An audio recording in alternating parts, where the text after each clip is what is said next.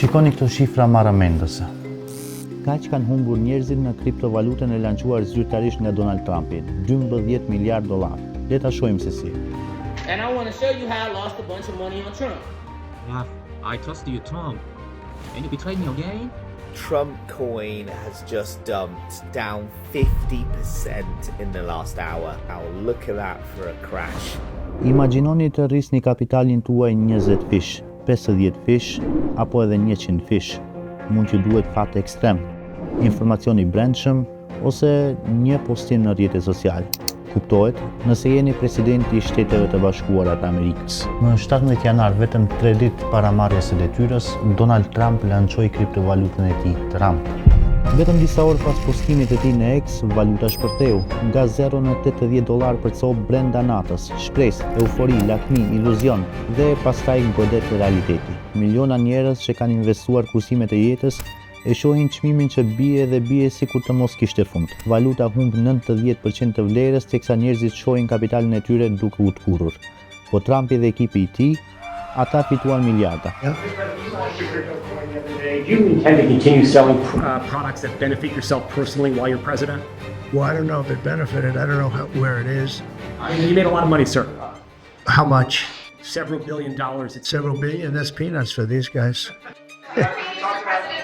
Trump fitoi rreth $350 milion vetëm nga komisionet e shitjes, ndërsa posedonte 80% të valutave Trump të vlerësuara disa miliarda dollar.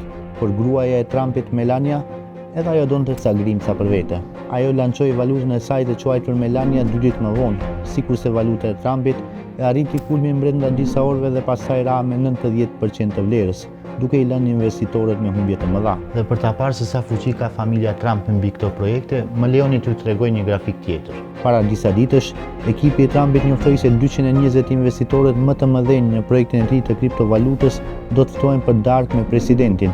Me njëherë pas njoftimit, vlera e valutës Trump u rrit me 50%. Por kriptot mund të mos jenë fusha e vetme ku Trump po përdor fuqinë për dobinë e tij, të familjes së tij e të miqve të tij. Shikoni çfarë ndodhi me tarifat.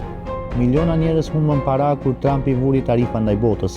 Bursat dhe kriptovalutat të ranë për tokë, ndërsa njerëzit ishin në panik me një luftë tregtare globale në horizont. Por, në një kthesë të papritur më 9 prill, Trumpi njoftoi pauzimin e tarifave. Papritur për shumicën prej nesh, sepse poderse disa njerëz, ata afër Trumpit, e dinin shumë mirë se çfarë do të ndodhë dhe përfituan shumë nga kjo.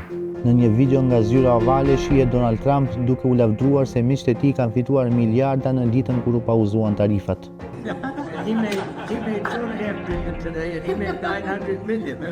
Si fituan gjithë këto para? Ata blen aksione ose kriptovaluta, ose të dyja, me çmimin për tokë, pak para se Trumpi të njoftoi pauzimin e tarifave, duke e ditur se do të fluturojnë sërish në çmim. Si e kanë ditur?